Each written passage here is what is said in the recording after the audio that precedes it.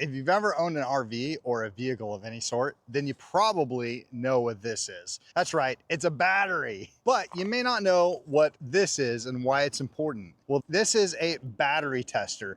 You know that little check engine light or that little light that comes on and you just pull on into AutoZone or O'Reilly or any car part thing like, hey, I think my battery's dead. Well, they're gonna grab something like this and come out and say, okay, is it the battery? Is it the starter? Or is it something else? This tool can save you that time, that hassle, and that headache to know exactly what the problem is. All right, so check this out. It is really, really simple and easy to use. You just stick the negative on the negative, the black on the negative, and the red on the thing that goes positive. Just like that. It's gonna power up and it's gonna give you a couple different options right here. It's gonna say quick test.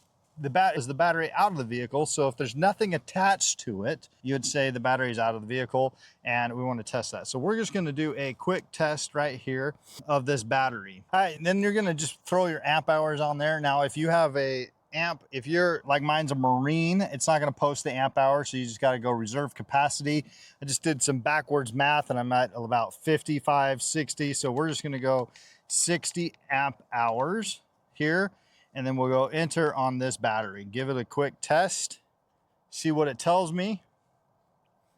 It says that this battery is time to replace. You see that? It's about 32% healthy, but 100% charged. So it is time to replace this. And that's kind of what I thought on these batteries right here, because they are old, they are nasty, and they're about end of life. They've been on here for a long time. This trailer's been sitting for many years. So that's end of life on that battery. And now really quickly, I'm gonna just test this one to see if I have to replace 2 batteries or just the one.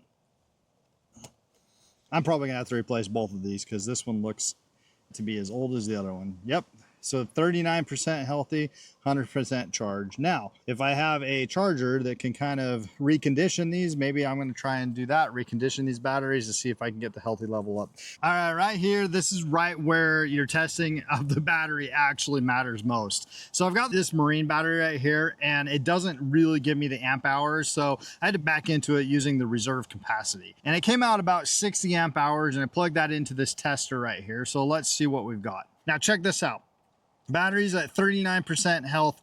The charge is slow. The charge is showing 100%, but here's the kicker. It says replace right here. This is exactly why this tester comes in clutch, because the battery can show full charge, but it's basically done. This battery is toast. Voltage also, in my mind, sometimes the 1330 volts right here, that doesn't tell the whole story. It actually is checking the condition of this battery. So if this battery was in a car, it probably wouldn't have enough cranking power, or it would start slowly dying on you when you're running the car. And if you got a Marin battery like this for RVs, just use the reserve capacity to estimate the amp hours. That gets you close enough to a solid test. So let me kind of explain what this means. It means that it's healthy, but the healthy is at 39%. So when you get a healthy battery, it's going to be 100%. So that battery capacity kind of shrinks over time.